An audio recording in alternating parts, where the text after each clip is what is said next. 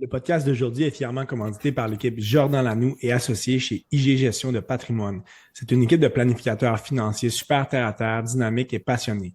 Disponibles et transparents, leur mission est de vous aider à réellement comprendre le monde dans lequel on vit et qu'on n'a pas pris le temps de nous expliquer. Simplement vous aider à atteindre vos objectifs et vulgariser le jargon des finances pour avoir la tranquillité d'esprit. Que vous ayez des questions sur la fiscalité, l'optimisation de vos revenus, les placements, les assurances pour votre famille ou votre entreprise, les études de vos enfants, l'achat d'une première ou seconde propriété, s'assureront de vous guider vers les priorités d'une période à l'autre. Nous sommes ravis de collaborer avec cette équipe qui partage notre vision d'un avenir financier sécurisé et prospère et qui nous permet de partager notre passion pour le sport. N'hésitez pas à les contacter pour prendre un temps d'arrêt et discuter de votre futur financier. Bienvenue au podcast Le Temps d'arrêt. Bonjour à tous, bienvenue à l'épisode 111 du Temps d'arrêt. Très heureux de vous recevoir pour un nouvel épisode. Pour commencer la conversation, je suis très heureux de recevoir Pablo Herrera Vergara de Three Down Nation. Pablo, ça va bien? Ça va très bien, merci. Et toi, Étienne? Ça va très bien. Un autre épisode pour parler des Alouettes, mais cette fois-ci des déboires. Avant de poursuivre, j'aimerais mentionner que malheureusement, aujourd'hui, je n'ai pas pu avoir mon micro habituel, donc vous excuserez le son qui va être un petit peu moins efficace qu'à l'habitude. Ce sera réparé pour la prochaine fois. Comme je l'ai mentionné il y a quelques instants, Pablo, les dernières semaines ont été difficiles dans l'environnement des Alouettes. Je pense qu'on peut dire que l'équipe vit ses pires moments en 2 ans. En 12 matchs, l'équipe présentement une fiche de 5 victoires et de 7 défaites, seulement 2 points devant les Argos et les Red Blacks. Pour débuter, comment a été l'environnement dans les dernières semaines là, entourant les activités de l'équipe? Ouais, je pense que c'est un peu à l'image de ton micro ce soir, donc quelques déboires.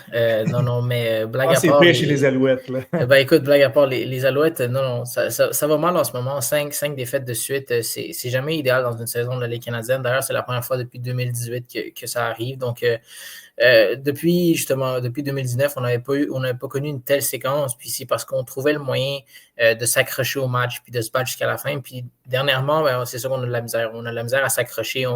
On a des bons moments on a des bons moments dans les matchs, mais on n'est pas capable de soutenir des séquences, puis que ce soit des 3-4 séquences consécutives où on a du succès. Puis c'est ça qui fait mal au final. Puis tu regardes depuis le match contre les Riders où on s'est fait laver ici à Montréal, c'est plus la même équipe. Puis malheureusement, ça donne ce que ça donne. Le Rouge et Noir, puis les Argos menacent, et puis les Tiger Cats semblent maintenant si loin devant.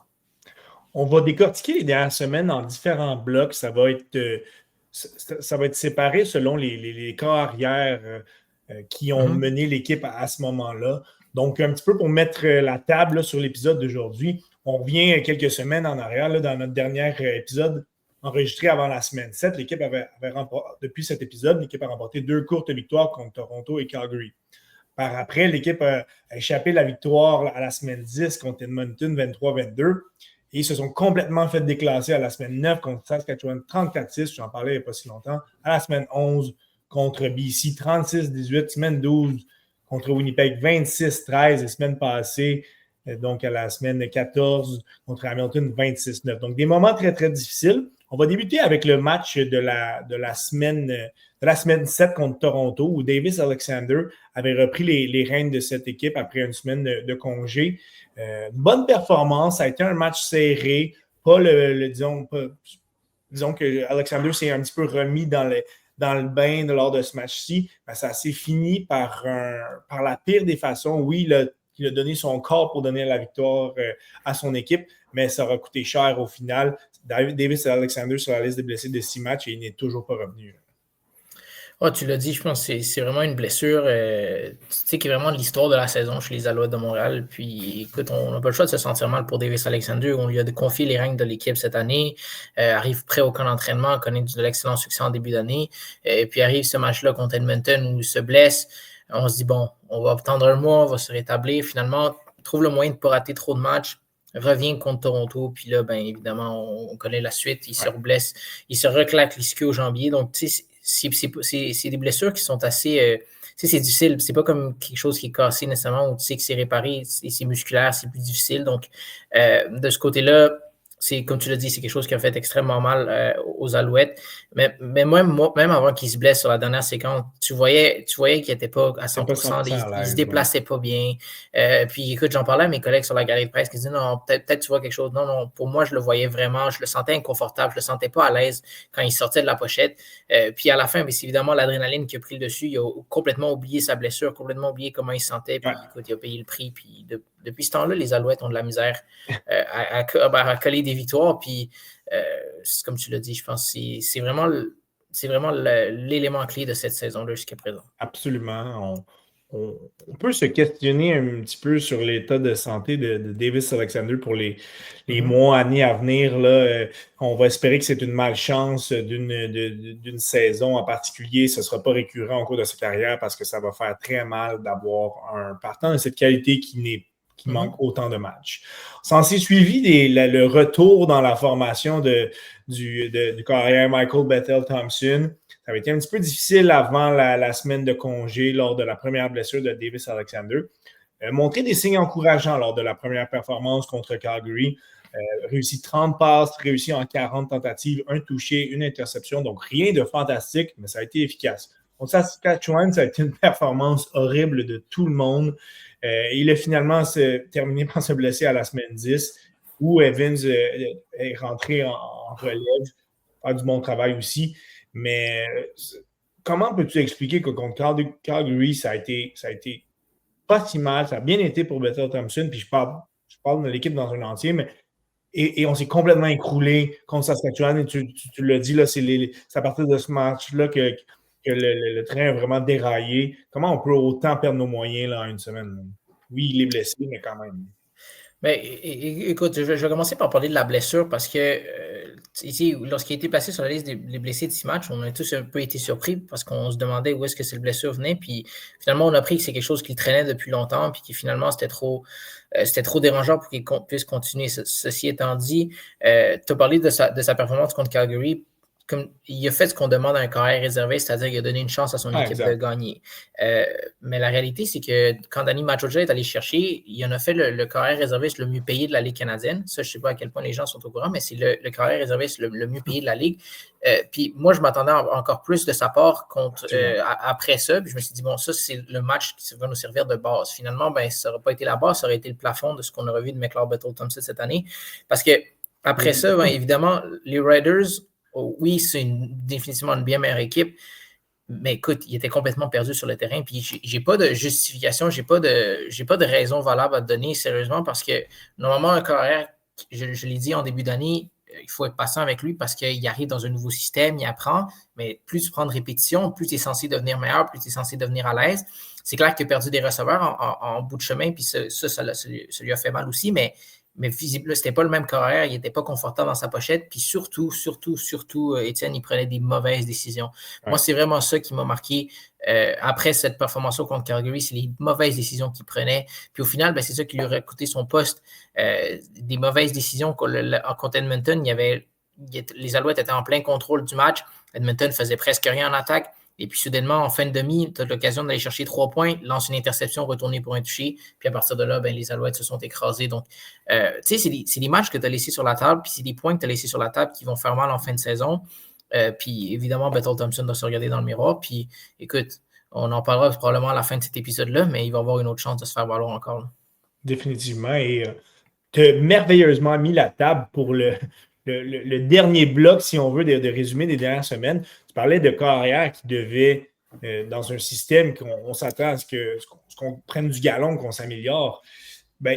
La blessure de Caleb Evans, malheureusement, là, à la semaine 10, ou à la suite de la semaine 10 aussi, a mené une séquence de 4 matchs où ça a été absolument la débandade pour les Alouettes. Ça a été l'entrée en scène de James Morgan, qui est arrivé en relève. Puis, de son côté, ça a été de mal en pire. Là. Je pense qu'on a commencé avec un match correct, ça a été potable, pour mener jusqu'à la semaine passée contre les Tiger Cats, où ça a été absolument atroce de son côté. On va se demander, il est où le joueur qui avait si bien fait au camp d'entraînement? On l'avait regardé, tu nous l'avais vanté, avec raison, mais que c'était un joueur qu'on espérait quasiment que s'il y avait blessure à Davis Alexander, que c'était lui qui allait prendre en charge. Là, il y a énormément de difficultés dans sa lecture du jeu. Il est imprécis dans des passes de routine. Oui, il a un bras puissant. Ça n'a pas souvent été mis en application. Donc, il n'est pas le seul joueur à blâmer pour les insuccès de l'équipe dans les dernières semaines, mais ce n'est vraiment pas un corps de calibre pour mener son équipe en éliminatoire dans la LCF actuellement. Présentement, non. Puis écoute, et c'est sûr que présentement, il me fait mal paraître parce qu'en début d'année, je l'avais vanté, puis tu l'as dit, j'étais avec raison, il avait connu un très bon cas d'entraînement. C'est un carrière qui prend sa préparation très, très au sérieux, reste après les entraînements, travaille très fort, même aujourd'hui à l'entraînement, bien après que tout le monde, tous ses coéquipiers soient partis, il était encore en train de se filmer, regarder ses émotions, regarder ses mouvements de bras. Puis, tu sais, de ce côté, ce ne sera jamais l'éthique de travail qui va être mise en question, mais la réalité, c'est que la Ligue canadienne, c'est pas une ligue facile dans le sens où tu peux pas arriver, même si lui a été repêché dans la NFL, tu peux pas arriver dans la Ligue canadienne puis t'attendre justement à être dominant, ça prend du temps. Puis malheureusement, les Alouettes n'ont pas de temps en ce moment. Il faut qu'on trouve le moyen de gagner des matchs. Parce que, je l'ai dit, Morgan, tu l'as mentionné, il y a un bras puissant, il y a des bons atouts, mais le problème, c'est quand tu regardes l'ensemble de l'œuvre présentement, c'est vraiment pas suffisant pour les Alouettes. Le dernier match, ça a été atroce, ça a été horrible de sa part, puis il a été le premier à le reconnaître après le match. Puis c'est ça, comme je l'ai dit, la réalité présentement, c'est que les Alouettes n'ont tout simplement pas beaucoup de marge de manœuvre en ce moment. Puis c'est juste que c'est tombé à un mauvais moment pour lui. Puis écoute, là, c'est incroyable lorsque tu regardes ça. Davis Alexander se blesse, Clark Bettle-Thompson blessé, Caleb Evans blessé. Là, tu te retrouves avec ton quatrième carrière. C'est du jamais vu. Écoute, c'est peut-être pas du jamais vu, mais c'est vraiment une situation qui arrive, exact, qui arrive presque jamais. Puis écoute, avant que tu enchaînes avec tes autres sujets qui sont évidemment très intéressants, je veux juste revenir sur un point qui pour moi est important. Je vois beaucoup de commentaires présentement. Si on avait gardé Cody Fajardo, on ne serait pas là. Si Cody Fajardo serait notre carrière partant. La réalité, c'est que je rappelle à tous les gens que l'an passé, lors des séances de sortie qu'on appelle de médias, après la saison, Cody Fajardo nous avait dit on ne peut pas être deux carrières dans ce vestiaire-là, c'est un ou l'autre. Puis les Alouettes ont tranché Davis Alexander. Donc, malgré ce que les gens disent, ils pourront dire tout ce qu'ils veulent. Au final, si Cody Fajardo était dans le vestiaire, Étienne, imagine-toi la situation qu'on aurait. Si Cody Fajardo moindrement connaît du succès, qu'est-ce qui se serait arrivé lorsque Davis Alexander serait revenu? On serait revenu à un débat Alexander ou Fajardo. Puis écoute, à Montréal, on a des situations de débat comme Carey Price ou Yaroslav Alak dans le temps. Tu sais, à Montréal, on aime bien des fois aller à un ou l'autre, mais la réalité, c'est que ça aurait créé une situation toxique dans le vestiaire, peut-être pas présentement, mais à long terme, ça aurait fait mal. Oui. Puis je rappelle la situation des Lions l'an passé. Les Lions avec Vernon Adams qui se blesse en milieu de saison. On ramène notre sauveur Nathan Rourke des États-Unis. On se dit, wow, écoute, ce gars-là, on va lui donner les rênes. Mais écoute, ça a divisé le vestiaire. Tu avais la moitié des joueurs qui voulaient Vernon, tu avais la moitié qui voulaient Nathan Rourke. Au final, qu'est-ce qui s'est passé? Les Lions se sont complètement écrasés en séries éliminatoires, comme à peu près tout le monde l'avait prévu, parce que justement, ce vestiaire-là a été divisé. Donc, je rappelle à tous les gens, cette situation avec Fajardo n'aurait tout simplement pas été possible. C'est sûr qu'en ce moment, tu dis c'est génial, on aurait pu l'emmener, pas de problème, viens-t'en Cody, mais la réalité, c'est que c'était pas la réalité pendant l'entre-saison. Puis comme tu dis, dans un vestiaire comme ça, de football surtout, où tu as des joueurs vraiment qui s'identifient à un carrière, tu peux pas être en train de diviser ton vestiaire comme ça. Non. Donc, un petit rappel à tous les gens qui réclament Fajardo depuis la blessure de Davis Alexander, en fait. On a parlé dans les dernières minutes des carrières, mais je pense qu'il faut tourner notre regard vers cette défensive qui est nettement moins dominante que lors de l'année passée, des deux dernières années, en fait. Là. Je pense que c'était le cœur et l'âme de cette équipe-là. C'était la défensive. C'est celle-ci qui nous donnait des chances de gagner à chaque match et qui faisait la différence. Là, dans les dernières semaines, c'est 36 points contre BC, 34 contre la Saskatchewan, 26 contre Winnipeg, 26 contre Hamilton. Ça fait beaucoup, beaucoup de points encaissés pour une défensive qui, oui, avait des blessés. Je ne compte pas Mustafa Johnson dans l'équation, là, oui, qui a manqué, qui est un membre important de cette brigade-là, mais qui a manqué quand même le début de la saison. Mais là aussi, ça a déraillé complètement. Là. Puis on avait Marc-Antoine de blessé, on a eu Kebion Ento à un certain moment, mais c'était pas au niveau de la quantité de blessés qu'on avait à l'attaque. qu'est-ce qui s'est passé au niveau de la défensive? On dirait que les lectures du coordonnateur défensif sont peut-être un petit peu moins précises, ajustées. Qu'est-ce qui se passe au niveau de cette défensive-là là, depuis plusieurs semaines? Là? Ben, écoute, tout simplement, il y a plusieurs facteurs, je pense, qui rentrent en ligne de compte. La première, c'est que la défensive a vraiment été très, très dominante l'an passé, puis la majorité des joueurs sont revenus cette année. Donc, tu sais, tout le monde est un an plus vieux. Donc, ça, c'est la première des choses. Tu sais, il n'y a personne sur Terre qui rajeunit, tout le monde vieillit, puis c'est le cas des joueurs. Donc, ça, c'est la première des choses.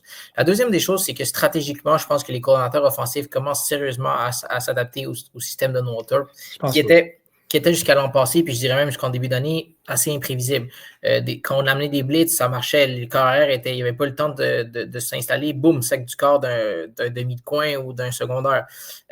Par contre, depuis quelques semaines, vraiment, on sent que les coordonnateurs offensifs, non seulement ont compris le système de Noah Thorpe, mais vraiment, on dirait qu'ils sont littéralement dans sa tête où s'il y a un blitz qui est amené d'un côté, ben on attaque le jeu de l'autre côté, puis on profite des faiblesses parce que lorsqu'on regarde un jeu puis on voit un joueur qui est tout seul, ben des fois, il est tout seul par schéma parce qu'on essaie d'appliquer la pression d'un côté. Donc, c'est normal que tu vas libérer un joueur de l'autre côté.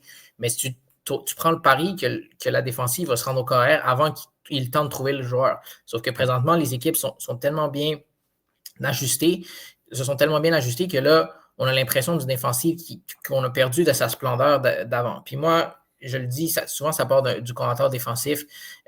Puis Noah Thorpe doit trouver des façons, doit innover. Je t'en avais parlé en début d'année. Pour moi, c'est le défi de Noah Thorpe cette année. C'est de trouver, OK, maintenant, ils se sont ajustés. Maintenant, il faut qu'on arrive avec quelque chose de différent. Il faut qu'on présente un nouveau visage parce que présentement, ça ne marche pas. Puis le principal problème des Alouettes, puis ça a toujours été le cas avec les défensives de Noah Thorpe, c'est qu'on n'est pas capable d'arrêter les équipes adverses immédiatement. On donne toujours des longues séquences. Puis en début de match, quand on ne casse pas, on donne des 3 points, super. C'est juste qu'à un moment donné, ta défensive devient fatiguée. Puis en deuxième demi, ben, tu donnes, là, tu commences à donner des touchés. Puis là, ben, tu n'es plus capable de rien arrêter. Donc, c'est ça le problème de la défensive de Noah Thorpe. Ça a toujours été ça. On n'est pas capable de les arrêter rapidement. Sauf qu'avant, les années passées, puis je dirais même en 2023, on réussissait des interceptions. On réussissait des revirements qui faisaient en sorte que l'attaque adverse perdait complètement son rythme parce que là, tu viens de passer 6 minutes, puis au final, ben, tu as perdu le ballon. Mais cette année, on ne provoque pas autant de revirements que l'an passé. Puis ça, c'est un problème. Parce que, comme je l'ai dit, au final, tu prends un match au complet, au début, tu donnes des 3 points, c'est correct. Mais si au final, dans les 3-4 dernières séquences du match, tu donnes des touchés, tu n'es pas plus avancé parce qu'au final, tu vas regarder les scores, tu vas dire, oh mon Dieu, j'ai donné autant de points. Ben, c'est ça le problème. Donc, pour moi, c'est ça. Je pense qu'il y a le facteur, les joueurs sont un peu plus vieux, mais aussi l'entraîneur, le coordonnateur défensif qui doit trouver des solutions. Puis défensivement, il faut qu'on exécute mieux aussi. Là. Si on y va un petit peu plus en précision, là, quelques points positifs au niveau de la défensive. Là, Isaac Adeyemi-Berglund qui domine la ligue présentement avec 8 sacs du corps. Sean Oakman, l'acquisition durant l'entre-saison, présence extrêmement importante. On en entendait un petit peu plus de Loa-Loguac, Sean Lemon. C'est sûr que c'est peut-être une adaptation un petit peu plus difficile. Ce n'est pas une aussi belle entrée en scène que lors de son premier passage avec les Alouettes. Mais dans les moments clés, il pourrait lever son jeu d'un cran. Tu viens de le dire, là, on a vieilli un peu. Les secondaires, nos secondaires vedettes, Tyrese Beverett, Daniel Saki, un peu moins bons que l'an passé. Tertiaire, pas mal moins bonne que l'année passée aussi. Là, ça mène un petit peu à tout ce que tu viens de dire. Et j'aimerais qu'on se penche et qu'on revienne un petit peu sur la performance contre les Tiger Cats la semaine passée. On revient d'une semaine de congé. On annonce en grand plan les retours de plusieurs partants. Là, au niveau de la défensive, Marc-Antoine Dequoy, Mustapha Johnson, Kevin Nto était revenu quelques semaines auparavant. Et on a semblé pas préparé. Tu côtoies l'équipe, tu vas les voir pratiquer.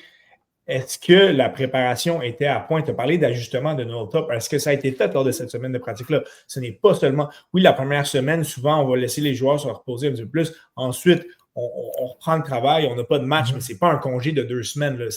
Les joueurs, les entraîneurs travaillent. Danny Machocha l'a dit dans les derniers jours là, que ça a été... les joueurs, les entraîneurs et les dirigeants ont pris quelques jours de congé, ce qu'ils n'avaient pas fait depuis des mois et des mois.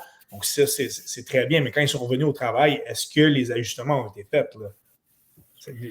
Écoute, c'est une très bonne question puisque chaque adversaire est différent. Puis du côté d'Hamilton, on a une très, très bonne attaque avec un receveur extraordinaire qui s'appelle Kenny Lawler. Ouais. Puis tu regardes le premier jeu du match, tu peux te dire, mon Dieu, on n'a aucunement fait attention. Kenny Lawler s'est retrouvé tout seul, on est allé chercher une passe de 43 verges. Premier jeu du match. Ouais. La réalité, c'est que des fois, il faut regarder un peu ce qui se passe en arrière-scène. Sur ce premier jeu-là, justement, de Kenny Lawler, il y avait plusieurs de mes collègues qui avaient la réaction « Mon Dieu, qu'est-ce que c'est ça? » Mais moi, ce que j'avais vu avant le jeu, c'est qu'en fait, tu avais un demi de coin, Lorenzo Burns, qui est entré sur le terrain. Puis ça, je pense qu'on ne l'a pas vu à la télé, mais il est entré sur le terrain, puis il avait oublié d'attacher ses lacets. Donc là, il a demandé à l'arbitre s'il pouvait attacher ses lacets. L'arbitre, il a dit « Non, il faut que tu sortes. » Donc là, il a mis un genou par terre. Là, il est sorti. Puis là, ce qui est arrivé, c'est que Arthur Hamlin, qui est le maraudeur substitut, est rentré en panique pour aller couvrir, justement, prendre sa place. Là, les Alouettes ont été obligés de changer de formation. Boum, ça donne le gain de Kenny Lawler. Puis là, tu te dis, mon Dieu, la défensive, c'est pas ajusté, mais il y a des éléments comme ça extérieurs, des fois, qui font en sorte que ça a mené à ça. La réalité, c'est que par la suite, encore une fois, on n'a pas été capable d'arrêter Hamilton assez rapidement. Ça aurait pris un revirement à la porte des buts, parce que sinon, Greg Bell, qui a marché sur la tête des Alouettes pendant tout le match, serait allé marquer un toucher s'il n'y avait pas eu ce revirement-là. Puis tu regardes ça, tu te dis, wow, c'est bien, c'est parfait. Mais après juste donner un peu d'espoir aux Alouettes. Exact. Mais après ça, tu regardes les séquences suivantes. Greg Bell continue à courir. On n'est pas capable de le toucher ou presque avant qu'il atteigne 4-5 verges. C'est ça le problème des Alouettes en ce moment, c'est qu'on n'est pas capable d'avoir des séquences où on dit, OK, là, c'est fini, on arrête ça là. Des bonnes séquences, on donne le ballon, on l'attaque rapidement, on a de la misère. Puis je le dis souvent, le football, c'est un sport complémentaire. Il faut que toutes tes unités jouent ensemble pour connaître du succès. Puis là, moi, j'ai vraiment l'impression que je regarde 3 unités différentes qui essaient de se débrouiller. Chacune essaie de se sortir de son pétrin. Mais il n'y a pas d'espèce d'unité de, regarde, on va travailler ensemble. Toi, tu fais quelque chose de bien. Moi, je vais compléter. Puis moi, je vais finir. Je ne vois pas ça présentement du côté des Alouettes. Puis défensivement, je le dis souvent, c'est là où il y a le plus d'argent dans la masse salariale. Donc, c'est sûr qu'on va mettre énormément de pression sur la défensive pour mener l'équipe à bon terme parce que, je le dis, c'est là qu'il y a le plus d'argent, puis c'est une réalité. On a mis beaucoup d'argent, on a beaucoup investi en défensive. Il faut que ces joueurs-là se lèvent et qu'ils trouvent la façon justement de redresser le navire parce que présentement, ça va pas. Ça va pas. On s'entend que perdre 3 carrières et leurs 2 meilleurs receveurs de n'importe quelle équipe aurait des sérieux ennuis. Ben, ça a été le cas pour les Alouettes. L'attaque a perdu complètement son âme. Ça a affecté grandement l'équipe, les pertes des carrières de Tyson Philpott et d'Austin Mack. Mais les Alouettes ne sont plus de menace du tout là, depuis plusieurs semaines. On n'a pas de toucher au sol depuis la semaine 7 contre Toronto. La dernière fois qu'un carrière a lancé 2 passes de toucher dans un match pour l'équipe, c'était à la semaine 5 contre BC. Est-ce que cette équipe-là dépend à ce point-là uniquement juste du retour de Davis Alexander? Non, tu l'as mentionné, tu as fait une petite flèche tout à l'heure sur le possible retour de Michael Bethel-Thompson. Il a été enlevé de la liste des blessés de 6 matchs. Est-ce qu'il va être appelé en renfort immédiatement? Est-ce que on va réellement avoir des chances de gagner avec lui ou on attend vraiment uniquement Davis Alexander? Écoute, c'est fou parce que, tu sais, en début d'année, tu m'aurais dit les Alouettes perdent Davis Alexander pour quelques semaines, 3-4 semaines, 3-4 matchs. Je te dis, c'est pas grave, la défensive va trouver le moyen de sortir de l'équipe du pétrin, puis l'attaque va trouver le moyen d'être suffisamment bonne pour gagner au moins 50% des matchs. Puis moi, c'est ça, quand ton carrière partant n'est pas là, il faut que tu gagnes au moins 50% de tes matchs. Là, les Alouettes, évidemment, sont bien en dessous du 50%, puis là, on se dit, bon, qui est-ce qui va être capable de redresser le navire? On regarde la défensive, ça ne marche pas. Les unités spéciales ne peuvent pas tout faire, évidemment, dans un match. Là, il reste l'attaque. Puis je l'ai dit tantôt, surtout dans une période difficile où même ta défensive, qui est censée être ton élément fort, ne te sort pas du pétrin, il faut que tu trouves le moyen de jouer du football complémentaire. Puis ça, peu importe qui est le carrière, peu importe si c'est Davis Alexander, peu importe si c'est McLeod, Bethel-Thompson, il faut tout simplement le trouver le moyen d'être meilleur. Puis écoute, j'aimerais ça te dire que ça pourrait passer par le retour de McLeod, Bethel-Thompson, parce que la réalité, c'est que ni Caleb Evans ni Jim Morgan ont été capables de faire mieux que lui. Puis ça, c'était difficile à croire lorsqu'il s'est blessé. Puis, du côté des Alouettes, peu importe c'est qui le carrière, il faut trouver le moyen de gagner. Puis, McLeod, Bethel-Thompson pourrait être la solution. Si moindrement, il redonne un peu d'énergie, un peu de. Tu sais, parce que je l'ai dit en début d'année, puis c'est un autre qui m'a fait mal paraître un peu cette année, mais l'an passé avec Edmonton, il n'avait pas connu une mauvaise saison. Non. Oui, il avait fait des erreurs. Oui, il y avait de lancer des interceptions, mais quand tu regardais son jeu, généralement, il coûtait rarement la victoire à son équipe. Mais cette année, ben, c'est le contraire. Il coûte des matchs à son équipe alors qu'il devrait juste maintenir l'équipe à flot. Donc, s'il est capable de seulement revenir à ce standard-là, ça pourrait donner un peu d'espoir aux Alouettes d'aller chercher des matchs ou du moins s'accrocher jusqu'à la fin. Ce serait important que nos meneurs se lèvent dans les moments importants. Au niveau des statistiques, au niveau des receveurs, c'est peu reluisant. Là. Oui, on a Tyler Snead qui a beaucoup été appelé à attraper des ballons importants. Là. Il mène l'équipe avec 763 verges captées, les 7e dans la ligue. Au niveau des touchés, c'est guère mieux. Là. C'est même encore pire. Cole Speaker qui mène l'équipe avec seulement 4. On est 13e dans la ligue à ce niveau-là. Donc, vivement le retour de Tyson Philpott, Austin Mack. On espère que ces gars-là vont rester en santé. On regarde du côté d'un Charleston Rambo, c'est décevant aussi. Donc là, notre groupe est en santé. Il va falloir que les meneurs lèvent leur cran. On va aller regarder du côté de nos porteurs de ballon.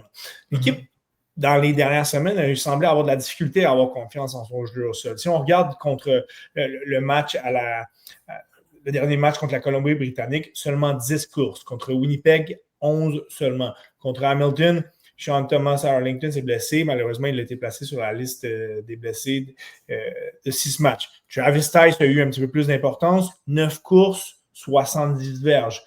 On se demande pourquoi ça a été si compliqué inclure plus régulièrement Travis Tice. Oui, il a eu des erreurs un petit peu peut-être de recrues, là, des échappées qui ont peut-être pu faire mal. Mais lorsqu'on regarde le portrait des porteurs de ballon, c'est guère reluisant. Là. On en parlait au début de l'année. Stevie Scott, tel qu'anticipé, ça n'a pas été un succès du tout. Donc là, avec la blessure de Sean Thomas Arlington, il nous reste juste Tice. Disons que c'est plus ou moins encourageant du niveau externe, mais aussi à l'interne chez les Alouettes. On ne semble pas avoir confiance pleinement en nos porteurs. Ben écoute, ça part du sélectionneur de jeu. J'allais l'appeler coordinateur offensif parce que c'est cardio coordinateur offensif, mais le sélectionneur de jeu qui est Jason Moss, parce que lui, il était lancé carrière. Puis écoute, honnêtement, je comprends que dans la Ligue canadienne, c'est une ligue de passeurs, mais dans un match où ton jeu au sol allait relativement bien, je trouve que, comme tu l'as dit, je pense qu'on s'en est pas, on s'est pas suffisamment servi de jeu au sol dans ce match-là contre Hamilton où tu sais, ça allait bien, on était capable de Travis Tice trouver des brèches et tout ça. Parce que, on en parlait avec Jason Moss après le match, il nous disait, tu sais, c'est fou parce que dans le match, on s'est retrouvé en 2e et 4, 2e et 5, 2e et 3. Assez souvent dans le match, c'est 2e essai avec des verges qu'on appelle manageable, mais qui étaient capables d'aller chercher une passe courte et d'aller prolonger les séquences. Le problème, c'est que James Morgan n'a même pas été capable de compléter ces passes-là pour prolonger des séquences, ce qui aurait éventuellement donné plus de chances au jeu au sol de se faire valoir. De ce côté-là, on est d'accord là-dessus. Mais moi, je n'aurais pas eu de problème à retourner avec 2 courses consécutives une fois de temps en temps. Puis de donner justement la chance à Travis Tice d'aller chercher les verges supplémentaires. Puis pourquoi je dis aussi que c'est du côté du sélectionneur de jeu, tu regardes Jason Moss, tu retrouves Tyson Philpott, fais donc des balayages rapides, des jeux qui étirent le jeu vers les lignes de côté. Tu as des gars comme Tyler Snead, étire le jeu. Tu peux même amener un gars comme James Letcher faire des balayages rapides. Puis qu'est-ce que ça va faire? Ça va faire que la défensive va s'étirer. Donc, il va y avoir plus d'espace dans la ligne défensive qui vont se dire « Hey, on ne peut pas seulement rester dans le centre, il faut qu'on aille un peu plus sur les côtés. » Et ça peut créer des brèches pour le jeu au sol en plein cœur, ce qu'on veut courir avec Travis Tice. Donc, du côté de Jason Moss, pour moi, on a manqué de créativité dans les dernières semaines. Tu as parlé d'une équipe qui n'a plus d'âme. Si ça ne va pas bien, il faut que tu sois créatif. Il faut que tu trouves les moyens de sortir un peu des sentiers battus puis de trouver des façons d'être innovant. On l'avait vu le match avant, celui contre Hamilton, des jeux truqués, passe de Tyler Snead. Des jeux comme ça, il faut que tu sortes ça plus souvent quand ça va mal parce qu'il faut que tu trouves une étincelle. Puis moi, c'est ça que je trouve, j'ai la misère avec Jason Moss. Pour moi, présentement, son attaque est trop conservatrice. Il faut qu'on innove, il faut qu'on aille chercher des jeux qu'on n'a pas sortis depuis le début de l'année parce que la réalité, c'est qu'en ce moment, si on ne gagne pas des matchs d'ici la fin de la saison, on ne pourra même pas dire « Hey, on s'est gardé des jeux pour les séries si on ne fait même pas les séries. » Donc là, du côté de Jason Moss, il faut qu'on change un peu, selon moi, fusil d'épaule. On y va avec des jeux plus innovants, quitte à montrer des stratégies qu'on ne voudrait peut-être pas montrer. Mais regarde, on est rendu à un point où il faut que tu sortes tes meilleures stratégies, il faut que tu les sortes présentement parce que c'est là maintenant, il faut que tu te sortes du bourbier, puis on pensera au reste après. Donc, pour moi, c'est un mélange de facteurs, mais définitivement, Jason Moss doit trouver une façon pour moi, comme Noah Thorpe, d'innover, d'aller chercher des jeux qui sont peut-être pas un peu plus ses préférés, mais qui peuvent marcher. Tu as des athlètes pour ça. Tu sais, Tyson Philpott, dans ce match-là, pour moi, même si c'était son premier match de retour, tu ne l'as pas assez utilisé. Trop peu impliqué. Hein. Il faut que tu trouves le moyen. Si ça ne marche pas par la passe, parce que bon, des fois, quand tu reviens au jeu, c'est difficile un petit peu de battre des demi-défensifs. Parfait, donne-lui le ballon dans de l'espace, donne-lui une opportunité de courir pour aller chercher, travailler de l'élan. Maintenant, du côté de Jason Moss, on s'est entêté à garder James Morgan dans la pochette. Puis au final, ça va donner ce que ça a donné. Du tout. On a mis sous contrat très récemment le porteur Eno Benjamin qui était à Calgary jusqu'à tout récemment. Il n'avait pas vraiment eu d'impact avec l'équipe, donc à voir son rôle, mais j'ai vraiment l'impression que ce sera le travail de Travis Tice d'ici la fin de l'année de mener son équipe à bon port. Et j'aime croire qu'on risque de voir des belles choses de son côté d'ici la fin de l'année. J'aimerais que on va y aller du même exercice que notre précédent épisode. Donc, 3 joueurs qui se sont distingués de ton côté dans les dernières semaines. Donc, on reprend un petit peu où on a laissé. Là, donc, à partir de la dernière semaine de congé. Donc, 3 joueurs qui se sont distingués pour toi chez les Alouettes. Là. Ben écoute, je vais commencer en attaque avec Tyler Sneed. On parle pas souvent de Tyler Sneed dans les médias. Tu sais, c'est pas le joueur c'est pas le joueur le plus gros, c'est pas le plus grand non plus, mais il y a tellement un impact important pour cette attaque-là. Puis c'est un autre d'ailleurs qu'on n'a pas bien utilisé contre Hamilton d'ailleurs. Tu sais, il aide en protection. Même dans le match, il a pris une pénalité pour avoir ramassé un joueur de ligne défensive. Écoute, il est tellement petit puis il a réussi à acheter un joueur de ligne défensive. Moi, j'étais impressionné de voir ça. C'est un joueur exact, il se donne, il attrape des ballons contestés. Écoute, il se fait frapper violemment à chaque fois qu'il touche au ballon presque. Puis malgré tout ça, il continue. Puis il a un impact tellement important pour cette attaque-là. Puis écoute, c'est dommage présentement que ça aille si mal parce que on parlerait si les choses allaient mieux, on en parlerait plus de Tyler Sneed, mais la réalité, c'est que pour moi, c'est un joueur qui se démarque définitivement. En deuxième position. Ouais, du côté défensif du ballon, écoute, je vais aller avec Isaac Adeyemi-Berglund. Tu en as mentionné un peu le meneur de la Ligue canadienne pour les sacs du corps, mais même pour moi, c'est un meneur aussi silencieux. Tu sais, c'est pas le joueur qui va le plus vocal que ce soit dans le vestiaire, sur le terrain. C'est pas le joueur non plus qui va faire des grosses déclarations aux médias, mais il est tellement efficace dans son rôle, il est impliqué. Puis je suis content justement que du côté de la Ligue canadienne, on le reconnaît un peu plus. Il est invité à des émissions, que ce soit à TSN, il passe justement dans des petits segments un petit peu plus drôles. On l'implique un peu plus dans la Ligue canadienne, puis je suis content parce que non seulement c'est un joueur canadien, mais il est vraiment dominant à sa position. Puis écoute, je pense qu'il y a quelques joueurs sur cette ligne-là qui devraient s'inspirer de ce que Adeyemi-Berglund fait match après match, parce que lui, quand il est arrivé, oui, il avait été bon à Calgary, mais il a pris une coche au-dessus. Puis Luol Uwak, c'est un très bon exemple d'un joueur qui devrait hausser son niveau de jeu. Et ton dernier choix pour. Dernier choix, écoute, je vais aller avec un joueur peut-être qui va peut-être te surprendre, mais pour moi, ça a été une constance du côté de la tertiaire qui connaît pas la meilleure saison, mais Wesley Sutton, lui, pour ceux qui ne se souviennent pas, ses débuts à Montréal, il avait été assez laborieux. Le premier match qu'il joue, je pense, c'est contre Edmonton. Le premier match de Danny Machocha à la barre des Alouettes après le congédiement de Karen Jones.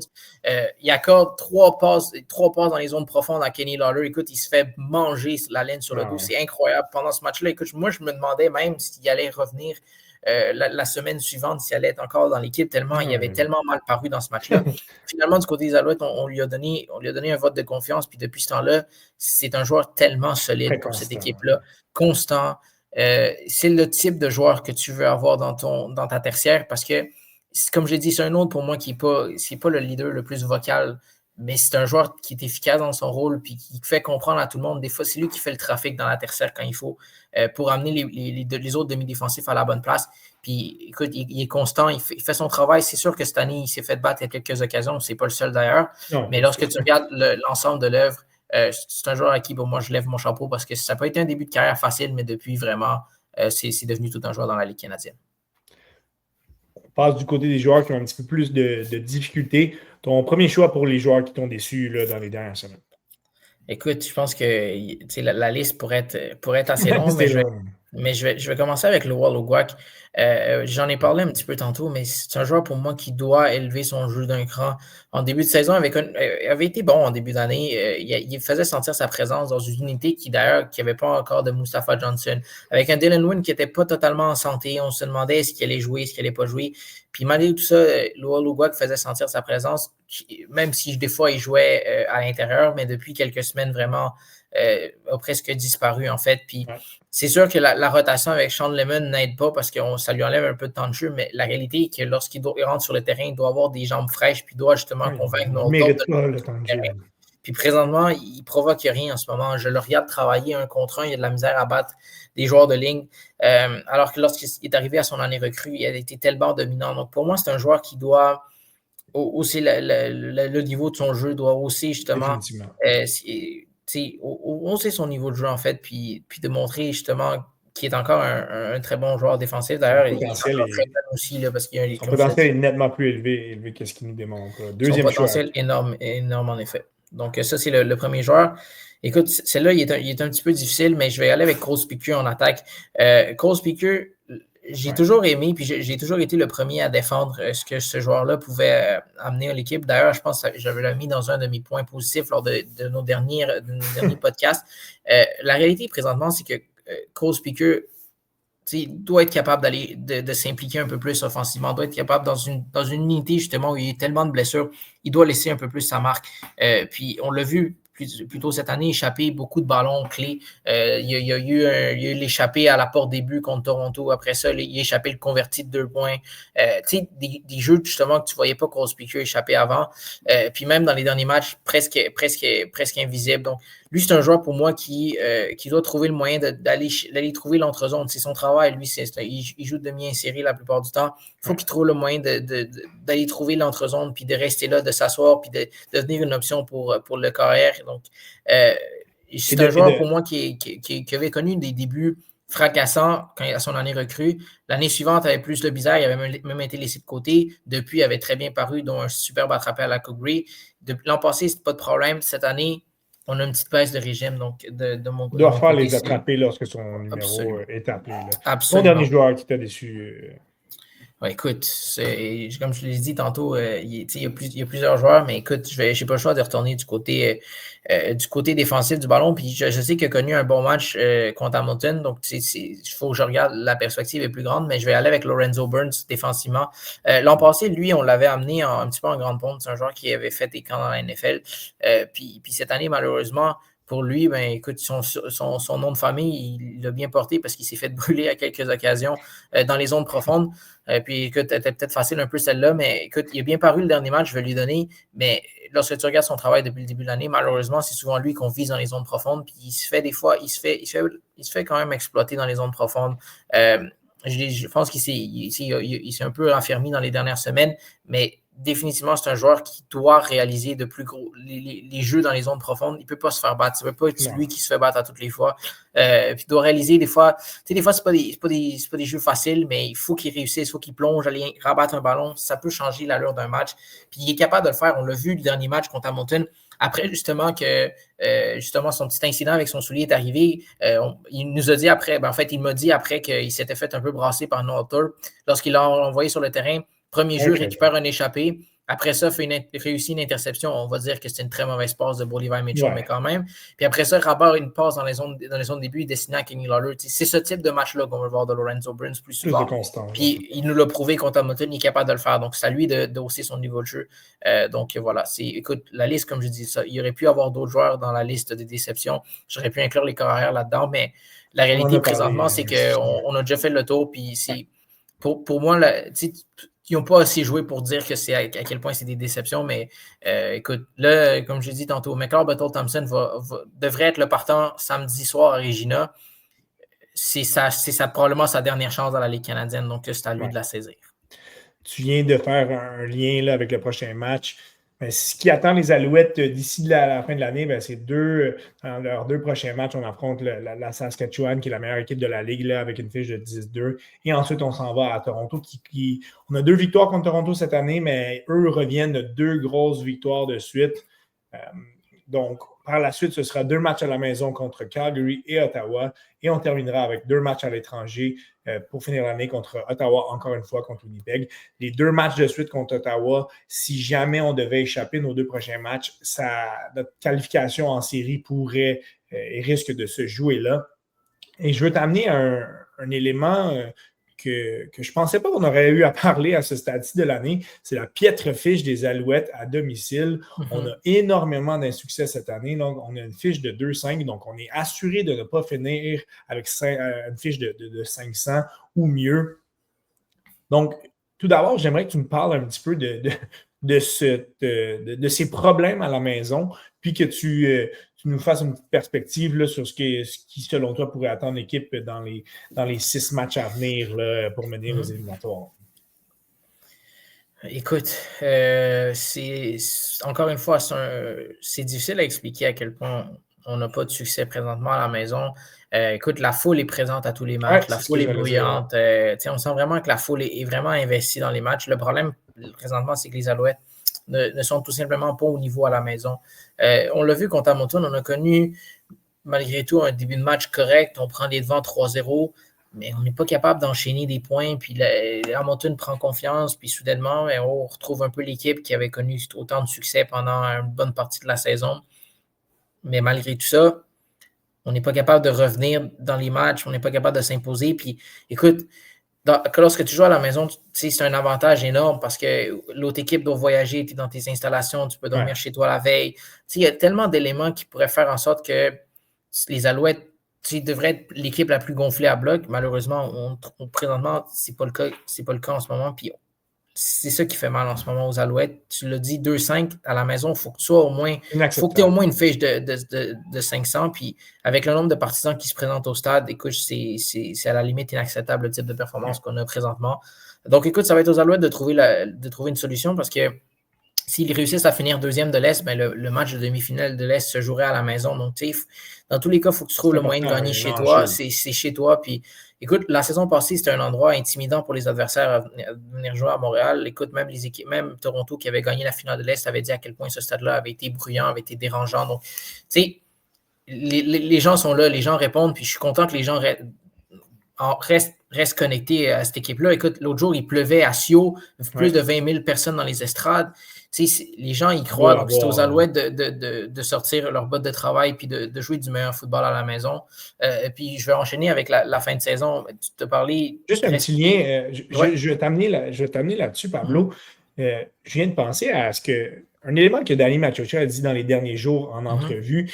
Il a dit que Davis Alexander, oui, se rapprochait d'un retour au jeu, mais que même lorsqu'il allait être prêt à revenir, il allait attendre une semaine ou 2 pour être vraiment certain que son corps allait être à 100%, parce que la dernière chose qu'il voudrait, c'est une blessure de Davis Alexander, encore une fois. Ouais. Mais c'est possible qu'il n'ait pas ce luxe-là. Là. Si on est dans une situation où les Alouettes doivent gagner des matchs vite, ben, je pense qu'on n'aura peut-être pas la possibilité de vraiment prendre notre temps avec Alexander. Ben écoute, d'après moi, on est dans la semaine où on va le garder, on va le laisser de côté presque par exprès pour le préparer contre Toronto. Puis je vais t'expliquer pourquoi. Les Riders, tu l'as dit brièvement, c'est la meilleure équipe de la Ligue présentement, une fiche de 10 victoires, 2 défaites, tout roule défensivement. La ligne défensive est absolument monstrueuse. Puis la ligne à l'attaque des Alouettes n'a pas démontré cette année qu'elle avait tout ce qu'il fallait pour protéger ses carrières. Donc d'après moi, c'est cette semaine-là qu'on s'est dit, OK, Davis Alexander, t'es suffisamment en forme pour jouer, mais on va te garder de côté, on va te laisser une semaine de plus. Puis tu regardes ça, puis Jason Moss avait tellement l'air presque d'un enfant excité après le match, dire à quel point Davis, le dernier match contre Hamilton, après il disait, Davis Alexander, je l'ai vu tellement bien lancer le ballon, il reculait bien, c'était incroyable, ça s'en vient, c'est génial. Puis après ça, on dirait qu'il y a comme eu un moment où il y a quelque chose qui a allumé dans son cerveau, puis il s'est dit, c'est vrai qu'on va le garder contre Regina, fait que je peux pas être trop positif. Après ça, il s'est dit, ouais, mais en fait, le timeline, on va le garder, on va garder ça. Mais tu sais, au début, il avait l'air d'un enfant. Écoute, je l'ai vu tellement bien lancer, il est plus prêt que jamais. Puis après ça, on dirait qu'il y a quelque chose qui est dans sa tête, on l'a vu dans ses yeux, quelque chose qui a changé. Il s'est dit, ah non, c'est vrai, je peux pas être trop emballé parce que les gens vont penser qu'il joue la semaine prochaine. Donc là, il s'est dit, non, mais avec lui, on va respecter le temps qu'il va rester à l'extérieur. Donc pour moi, c'est cette semaine qu'on dit, écoute, on ne va pas te mettre devant la ligne défensive des Rough Riders. On ne va pas t'envoyer dans la gueule du loup pour pas que tu te blesses immédiatement. Donc, on va te laisser une chance une semaine de plus. Puis l'autre raison, c'est qu'après ça, tu joues contre Toronto. Tu l'as dit, ton adversaire direct pour la deuxième place de l'Est. Donc, tu as besoin de ton carrière partant dans ce match-là. Mais justement, tu ne veux pas le brûler. Tu ne veux pas qu'il se blesse cette semaine. Donc, ma prédiction, c'est qu'il va revenir contre Toronto. Les Alouettes, tu l'as dit, vont quasiment être pressés de l'amener dans l'alignement parce qu'écoute, si tu continues d'échapper des matchs, ben, tu feras tout simplement pas les séries puis tu ne pourras pas dire « Ah, mais je vais me l'avoir regardé pour la fin de saison » puis finalement, il n'y aura pas de série. Donc, du côté des Alouettes, je pense qu'on va être pressé la semaine prochaine de l'envoyer dans la mêlée, mais selon moi, il est prêt. Il est déjà prêt. C'est juste qu'une question de temps du côté des Alouettes. Puis on veut se donner le luxe justement de le reposer pour lui donner un match, si on veut, un peu plus facile. À suivre l'état de santé de Davis Alexander. Pablo, merci beaucoup pour vrai. C'était vraiment, vraiment très intéressant. J'avais hâte de faire cet épisode-là avec toi, même si c'était dans des circonstances un petit peu moins joyeuses. C'est important de parler, de suivre l'équipe, même dans des moments qui sont un petit peu plus bas.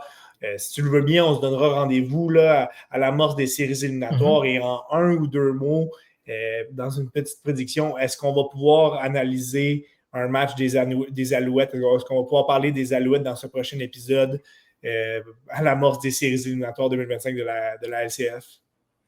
Moi, je vais aller avec la réponse, c'est oui, parce que, écoute, le retour de Davis Alexander va énormément faire du bien. Ça, c'est une chose.